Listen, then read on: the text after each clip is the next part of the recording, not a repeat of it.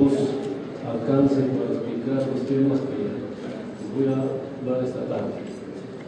Un agradecimiento a los organizadores y a ustedes por asistir a este tema, pues que está demandando mucho interés, curiosidad, justamente por la declaratoria que se realizó el 23, creo que 24 de junio pasado, al Camino del Inca como un bien de patrimonio universal.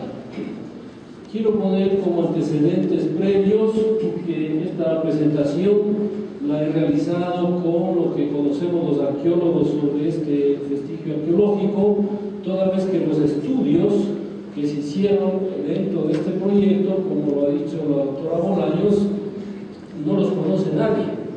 Se acaban de poner al público creo que hoy y se esperaría que en el futuro próximo los publiquen. No hay ninguna publicación sobre el proyecto Capayán en Ecuador, a diferencia de lo que sí se ha hecho en otros países. Perú conozco que hay más de 10 tomos publicados de este proyecto. Entonces, esa ausencia de información nos ha llevado a los arqueólogos a buscar nuestras propias fuentes, hacer nuestros propios recorridos y, en muchos casos, los proyectos en los que hemos estado involucrados nos ha remitido tangencialmente a investigar los vestigios del Camino del Inca. Quiero contarles que también me he interesado mucho en este tema porque el Camino del Inca pasa por mi casa. Entonces, yo lo conozco desde hace por lo menos 40 años. Obviamente, un tramo, ¿no?, que está ubicado en la zona de Rumicucho.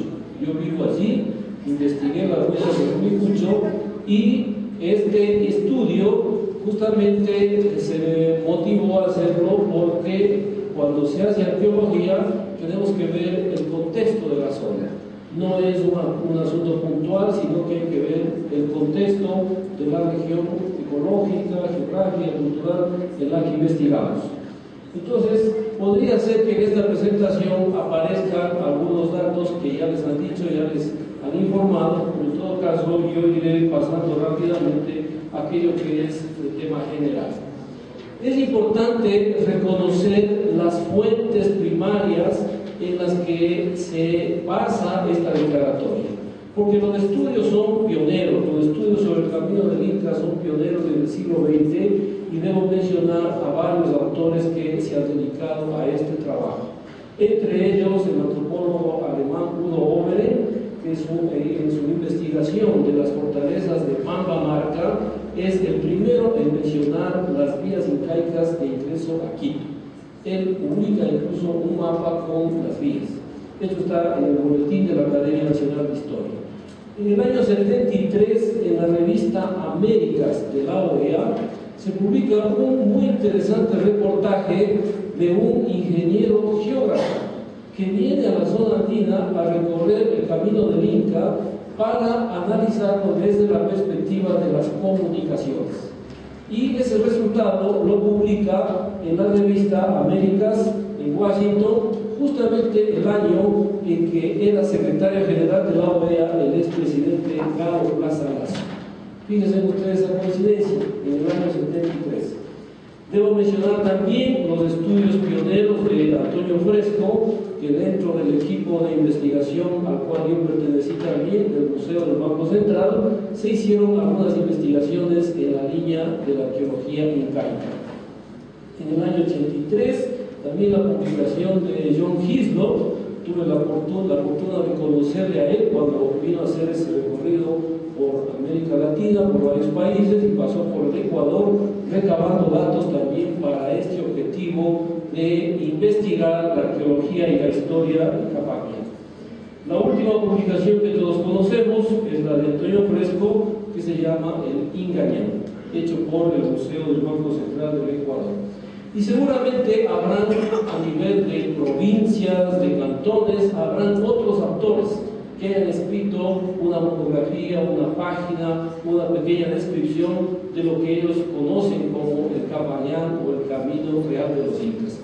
No me refiero a la información de la prensa, porque en la prensa también hay muchísimos datos. Periodistas muy acuciosos o ingenieros civiles, por ejemplo, uno que trabajaba en el Ministerio de Obras Públicas hace más de 20 años, el ingeniero Santa María, que fue el primero en despertar el interés de la opinión pública en la prensa. También él empezó a hacer una recolección de mapas de las carreteras en donde él iba marcando por donde había un camino antiguo. Cuando yo fui a preguntar ese archivo del Ministerio de Obras Públicas, hace ya más de 10 años, me dijeron que no sabían ni siquiera que él había sido funcionario del Ministerio de Obras Públicas. Bueno, ¿qué es el Capañán? No me gusta utilizar la palabra sistema de comunicaciones. Para mí es una red de caminos que existe en los Andes y que sirvió para comunicar, enlazar, integrar a los pueblos de, no hablemos ni siquiera naciones, sino regiones de Sudamérica. Esas regiones de Sudamérica, en su mayor esplendor de desarrollo político, conformaron lo que se llamó el Tahuantinsuyo. Para unos, un estado, para otros, un poco usando la terminología europea, es un imperio, pero el Tahuantinsuyo fue un modelo de organización política que tuvo su auge en el siglo XV y que se expandió hacia los 4 puntos cardinales. Entonces, desde la perspectiva de esta sociedad, de este Estado, los caminos tuvieron una finalidad importantísima. Primero, la expansión militar.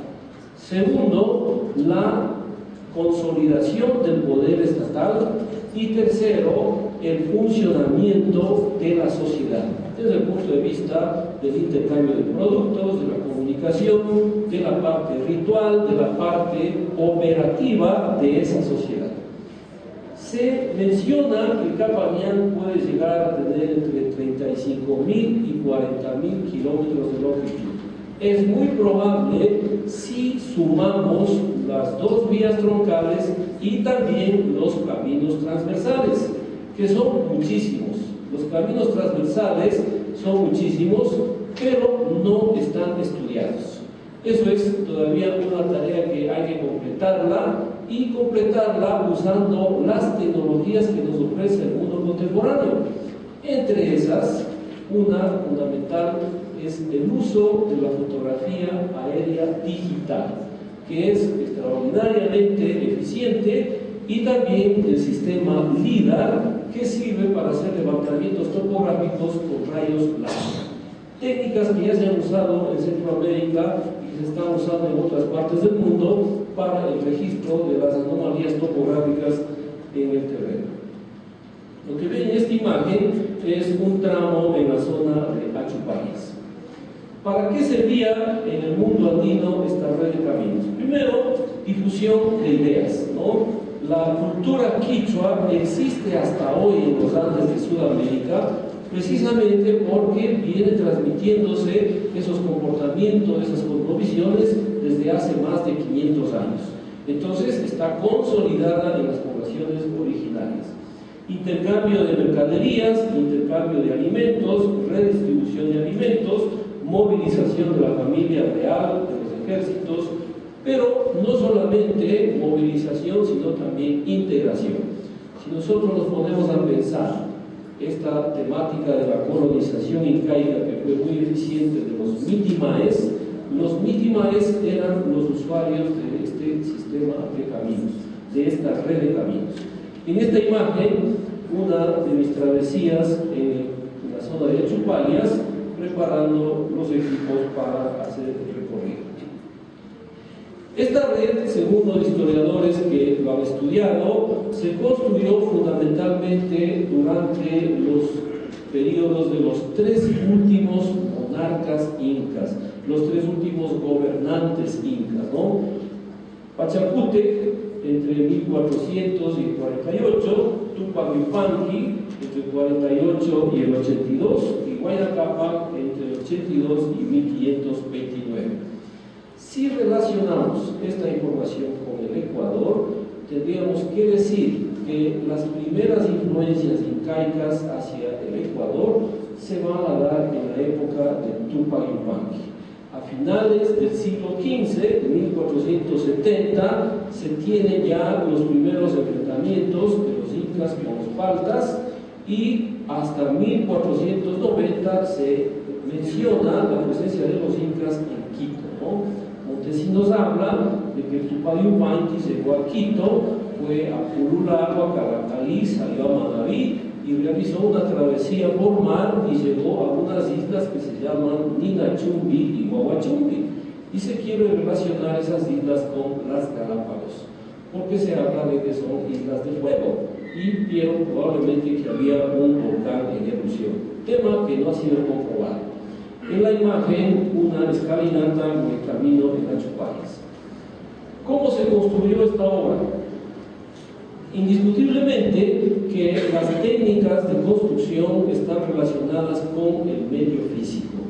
Recordemos que, ya se dijo acá, el Capañán pasa por zonas tropicales, subtropicales como las de Chota o Chabamba, el piso temperado andino como Ibar o Tabalo, el piso frío andino como Tulcán o Quito, y el páramo como el que existe en la zona de Urbina, en el Carchi, o el que existe en la zona de Cotopaxi, en la región de Sicchus. Es decir, distintos paisajes, distintos ambientes geográficos. En los Andes es un sendero que puede tener de 4 a 7 metros de ancho, en otras condiciones puede ser hasta de 1 metro de ancho, que permitía unir dos localidades generalmente atravesando terrenos en línea recta. La lógica en el mundo andino era aplicar la ley del menor esfuerzo y obviamente de la mayor practicidad. Línea recta, y cuando habían grandes pendientes se usaba el zigzag, es decir, subir formando un zigzag, o en dificultades extremas los puentes que podían ser colgantes, que podían ser de muchas formas de elaboración.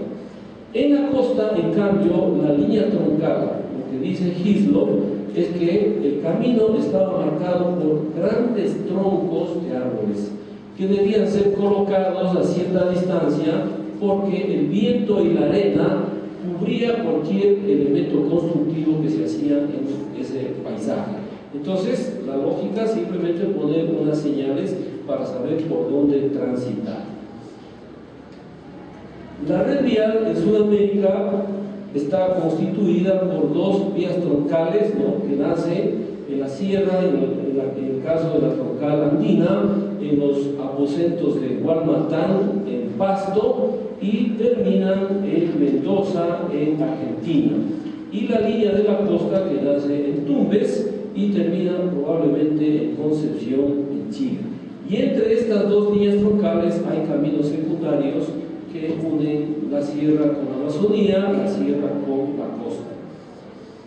La construcción tiene distintas presentaciones, digamos, dependiendo de la ubicación de estos testimonios. En el caso de los Andes, en el Ecuador, este es un tramo que está en la zona de Achupallas, y en el otro es la entrada a las ruinas de Chanchán, cerca de la ciudad de Lima.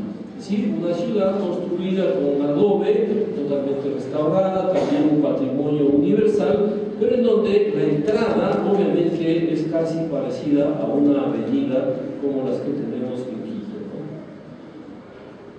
Bueno, hay una serie de obras de infraestructura que están asociadas al camino o a los caminos. Entre esos se mencionan los puentes, que pueden ser colgantes, construidos con cuerdas de madera y soportados en troncos de madera o en estribos de piedra. Hay un famoso dibujo en el libro de Humboldt sobre el puente de Penipe, ¿no?, donde él pone el cruce del río pues en un puente colgante, pero sostenido con unos puntales de madera. También había puentes construidos con troncos de árboles e incluso flotantes, como hacían los aymaras en la zona del Desaguadero en el Titicaca. Es decir, una serie de balsas de totora unidas unas con otras permitían que la gente atraviese los ríos. Otras obras importantes asociadas son las escalinatas, que permitían vencer las pendientes en las zonas más difíciles. Esta es una escalinata de acceso al sitio de Machu Picchu, a la ciudadela de Machu Picchu. Las obras más importantes para que funcione esta red de caminos sin duda fueron los tambos. Los tambos fueron los sitios de alojamiento para los viajeros, la familia del Inca, los ejércitos, los que transportaban las mercancías o los oficiales del Estado.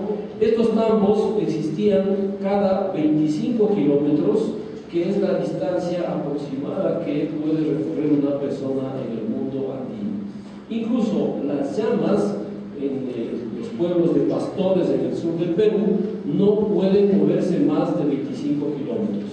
25 kilómetros una llama puede cargar hasta unas 70 libras y pasar esa distancia el animal se sienta y no hay quien pare, ¿no? Entonces, esos tambos es bastante fácil reconstruirlos. Si tenemos 2 o 3 puntos identificados, se puede ir previendo en dónde estaban. En esta imagen yo he puesto la foto de San Agustín del Cayo, que dicha sea la verdad, esto de tambo de San Agustín hoy se está poniendo en cuestionamiento. Y a esa posibilidad me uno porque he realizado un estudio y hay la probabilidad que sin dejar de ser un tambo, esto fue también un templo, porque tiene una arquitectura muy parecida a la del Coricancha en el Perú. Entonces lo que importa aquí no es el tamaño de las piedras ni la calidad de las piedras, sino el emplazamiento arquitectónico. El uso del espacio es muy similar al uso del espacio que hay en el Coricancha. Entonces, desde esa perspectiva, como investigador, yo espero las publicaciones de David Brown para saber qué encontró él, porque ya hizo algunas excavaciones aquí. Yo he realizado algunas prospecciones y estoy realizando también fotografía aérea, y lo que viene a futuro es pasar el escáner de profundidad para saber si hay vestigios en los contornos, ¿no? Los tambos eran muy importantes entonces en el sistema, en la red de caminos andinos. Construcciones asociadas como los chasquihuasi, que eran pequeñas casas para los correos que tenían una ubicación de entre 1200 y 1500 metros, que es la distancia que corría un chasqui a toda velocidad para llevar el mensaje o entregar el correo, ¿no? Entonces, cada tramo que corría debía haber un refugio para este servidor del Estado. Esta gráfica, como todos conocen, está en el libro de Guamán Poma de allá. Los pucaraes también fueron construcciones importantes en la protección de los caminos, sobre todo en el cruce de caminos o en la llegada a centros poblados, ¿no? En esta imagen, el pucará de Quito Roma, que lo investigó inicialmente Udo Ober. Los usuarios del camino, pues podríamos decir el pueblo, pero había ciertas prioridades, el Inca y su familia. Si miramos toda la información de los cronistas, el Inca se movía con un séquito de más de 1000 personas, no pisaba el suelo, sino que iba en unas andas y se le llevaba sus alimentos, su vestuario y todo su equipamiento, y por cierto, sus servidoras en esas travesías, ¿no? El usuario también mayoritario, el ejército. Esta nota es muy interesante porque Ciesa de León dice que la conquista de Quito la reinició Huayna Cápac previo a la construcción de un imponente camino, desde Cusco a Quito, ¿no? Por donde transitaban, dice Ciesa de León, cerca de 200.000 soldados. Probablemente es una exageración, pero el dato de que se construyó un camino previo a la reconquista del norte. Las evidencias del camino están en el plano arqueológico y en una fuente histórica, ¿no? Si vamos por los documentos históricos, una fuente importantísima para conocer el Capañán en Quito son los libros de cabildos. El primer libro de cabildos, 1524, llamado el Libro Verde, cuando se entregan las tierras a los primeros colonos, se hace referencia al camino real. Y las tierras se las ubica, si están a un lado, si están a otro lado, para poder literar esas propiedades. Obviamente toda la documentación colonial, las crónicas, la información de los viajeros como los misioneros de la misión geodésica francesa, como Humboldt y tantos otros que han pasado por el Ecuador. Bueno, las evidencias están, como digo, en documentación sobre estas dos rutas troncales y los caminos secundarios, ¿no? En el Ecuador, esto lo preparé antes, como dije, de saber, de tener información oficial del INPC. Las evidencias se conocían pues de hace mucho tiempo que era el camino del Inca, la ruta desde Achupallas a Incapilca, ¿no? Es el tramo que más se lo ha difundido, se lo ha divulgado en el Ecuador. Y ese es un paisaje justamente de la zona de Achupallas. Bueno, es una zona de páramo. Es interesante mencionar que hay un autor ecuatoriano que sostiene que entre el año 1200 y 1400 de nuestra era existió una neoglaciación, es decir, que las condiciones climáticas fueron mucho más frías que las actuales. Una neoglaciación significa que quienes construyeron el camino real, quienes lo utilizaron, lo hicieron en un medio de paisaje, una ecología mucho más agreste que la que tenemos en la actualidad. En esa ruta de Achupallas encontramos ruinas que no se han investigado, como este que se llama el tambo de Cuchicurral. Encontramos el sitio clásico de Culebrillas, que todos sabemos que es una edificación que está modificada porque se hizo sobre cimientos incas, pero la planta arquitectónica actual es de tiempos republicanos. Hay sitios también como la Baesca Rumi, que lo identifican como una cantera donde se conservan, incluso ahí cerca de la laguna de Culebrillas, se conservan sitios en donde se trabajaron los dinteles del tambo, y ahí están en medio del Pajonal. Otro sitio importante donde llega el camino real pues es Incapilca, ¿no? Todos conocen este sitio que está ubicado en la provincia de Cañar. Sitios asociados como el de Coyuctor, esta imagen antes de que se hagan los trabajos de restauración y limpieza, que ahora se lo puede ver en mayor dimensión. Esto es las ruinas de Todos los Santos, ahí en Puente, en Topebamba. Hay también unos tramos secundarios, laterales, que van tanto a la Amazonía como hacia la costa, ¿no? Quiero mostrar aquí algunas imágenes de algo que yo lo recorrí el año anterior. Hay un tramo que une Saraguro con Yacuamí. Es una ruta que utilizan hasta el día de hoy las familias saraguros para movilizarse a este territorio de la Amazonía. Y atraviesa un páramo, ahí se ven unas lagunas. Este páramo es muy agreste, muy frío, sobre los 4.000 metros, y aquí se conserva un tramo muy interesante del camino antiguo. Aquí vemos el sendero que pasa por una superficie rocosa, pero en otros sectores se ve empedrado, ¿no? Está consolidado con bloques puestos descortesamente para darle mayor solidez. Esta es una evidencia que iba a ser destruida por la construcción de la carretera, apenas hace un año. Por suerte se pidió estudio de impacto arqueológico, se hizo el estudio y se pudo cambiar la ruta. Es decir, aquí ven todos los puntos que están marcados en el camino y se pudo cambiar el trazado de la ruta para conservar este bien cultural. Otro tramo interesante es el que une la zona, esta cálida del Chota, con la parte hacia el sur sería con Ilumán y hacia el norte con San Gabriel y Tulcán. En esta imagen, la zona del Valle del Chota, ¿no? En este río se pueden observar restos de un estribo de puente. Ustedes ven aquí un amontonamiento de piedras.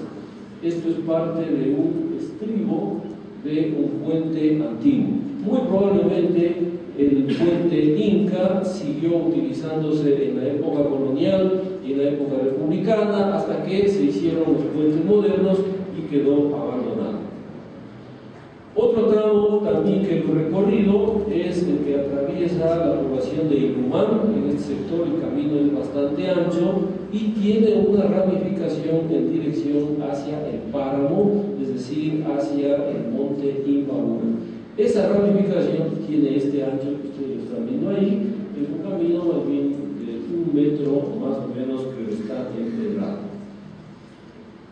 Bueno, en el norte ya se mencionó un descubrimiento del año 2006, muy importante, que está asociado a la arqueología incaica, en este sitio que se llama el Inca Huasi, ¿no? Que propiamente es un baño ritual. Es un baño ritual, era una especie de estanque que tenía 4 entradas.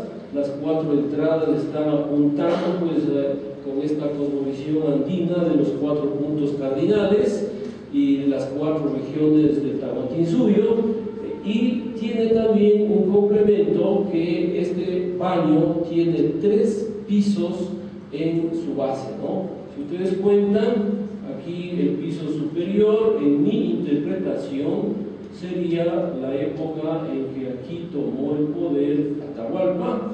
El otro piso sería este, cuando el Incario estuvo controlado por Huayna Cápac, y el otro piso, que sería este de acá, sería cuando el Incario fue controlado por Tupac Amaru. Es decir, lo de más abajo, lo más antiguo, y lo de más arriba, lo más moderno. Es una pena que esta construcción haya estado tapada, digamos, durante 500 años, y que al descubrirla, pues la encontremos bastante alterada, bastante incompleta, porque esto revela lo que pasó en muchas localidades andinas. Los españoles desarmaban las construcciones incas para hacer las nuevas construcciones. Eso pasó en Quito, eso pasó en Cuenca y pasó también en Ibarra. Bueno, un puente inca colgante también lo recogió Mamá Poma de Ayala, pues, en su crónica. El proceso de valoración, de lo que yo tengo conocimiento, empezó en el año 2002 en una reunión de ministros de educación, cuando se comprometieron a trabajar por esta nominación que ha realizado la UNESCO hace pocos días. En el año 2004, por pedido de UNESCO, se me pidió a mí hacer los términos de referencia para este proyecto. Allí participé yo en el equipo de trabajo, con la intención, pues, de elaborar un documento que permitiera arrancar con el estudio, ¿no? Porque realmente la nominación se da siempre y cuando los países debían cumplir tareas de investigación, de conservación y de políticas de utilización de ese bien cultural. Y ese trabajo se hizo un documento preliminar con financiamiento de la UNESCO. En este gráfico que estoy mostrando aquí a la derecha, se puede ver una reconstrucción de los caminos que están en la zona de la mitad del mundo. Esto es realizado con los datos de la investigación que hice en Humipucho y también con la fuente de Udo Omer. Entonces ustedes pueden ver si tenemos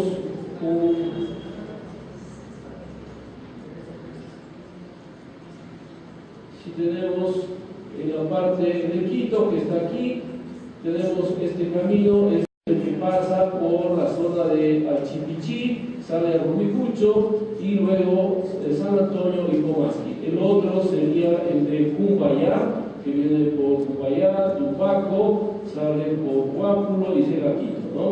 Este otro es el que va por la zona de Caracarí, la vía que va ahora a la Independencia, pasa por Nanegal, Nanegalito, hacia el territorio de los Yunus.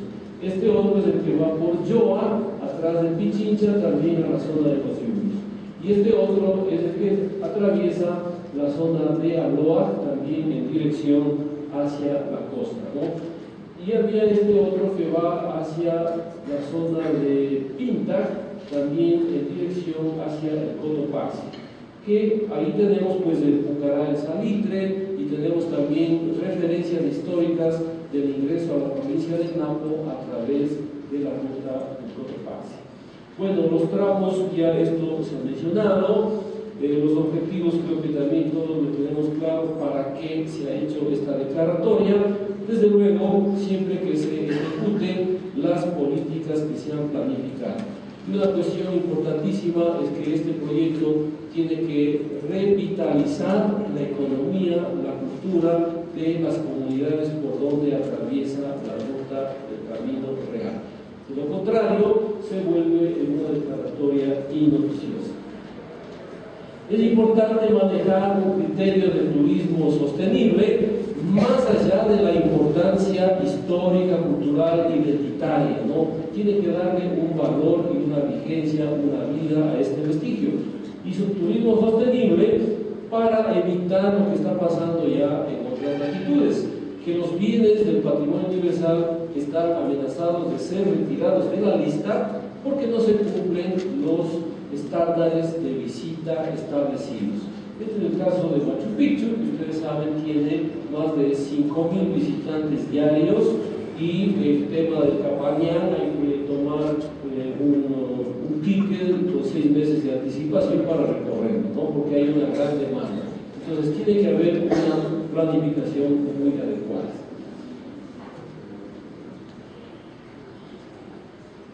Esto ya lo sabemos. Quiero mencionar también, si no tiene tiempo. Ya. Quiero mencionar también que existe ya en el mundo un bien cultural que ha sido incorporado al patrimonio universal y que está en funcionamiento y aprovechamiento como un bien en función del turismo, ¿no? Todos conocen el Camino de Santiago. En Europa tiene unas connotaciones parecidas porque son rutas históricas. En este caso, una ruta histórica que recorre muchos kilómetros, que atraviesa varios países y que tiene también evidencias de distintas épocas de la historia de la humanidad, desde la época antigua, en la gente viviendo y siendo aprovechado en todos los sentidos.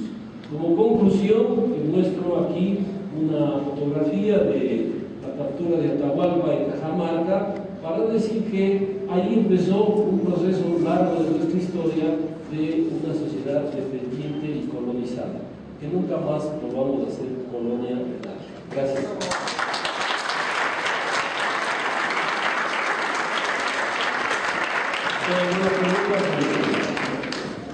Vamos a dar paso solo a 2 preguntas porque estamos atrasados en el tiempo. Una pregunta aquí, ¿quién más? ¿Nadie más? Acá 2 preguntas. Usted ha mencionado la presencia del Inca Huasi que está en Ibarra, una presencia muy importante de un lugar arqueológico, porque si bien conocemos fue el lugar por lo menos donde se supone fue la cuna de Atahualpa, uno de los últimos incas que fue de la región, ¿no?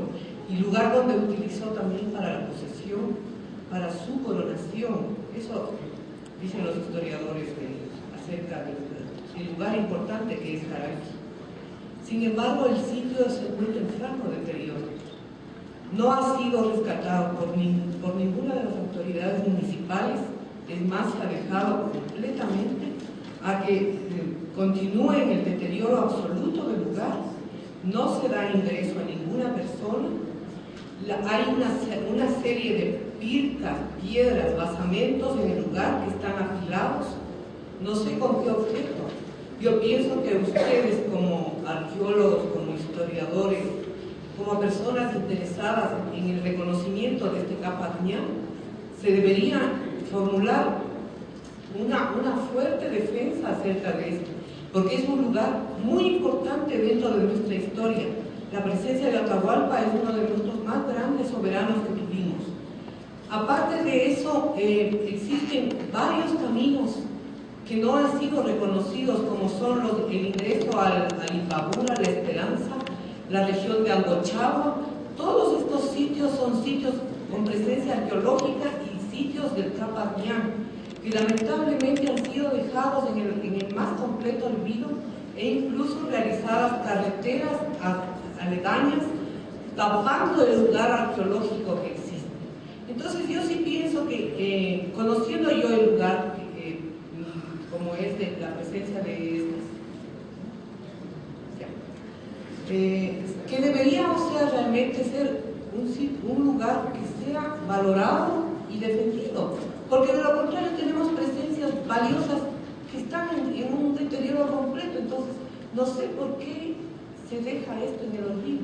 Bueno, le contesto muy corta la respuesta. Primero, que esta es una responsabilidad de las entidades públicas, que se llaman gobiernos locales, es decir, los municipios, e instituciones públicas como el Ministerio de Cultura a través del Instituto Nacional de Patrimonio Cultural. Ellos son los responsables de la conservación, el mantenimiento y la difusión y la atención al público. Como investigadores, yo no soy empleado público, yo soy investigador independiente, profesor universitario, pero como investigadores en su momento yo llamé la atención por la prensa sobre el tema del Incahuasi, porque se iba a poner una cubierta sin los debidos estudios del suelo y se pusieron unos mojones de cemento muy grandes sin haber hecho estudios previos y eso alteró el sitio, ¿no? Y ahí se suspendió la obra de la cubierta. Lo lógico habría sido que si ya se hizo el daño, pues completen el estudio en el contorno y continúen con la obra de protección, pero no se ha hecho la protección. Y hace poco veía que las piedras están cambiando de color por el sol y la lluvia. Obviamente hay una afectación.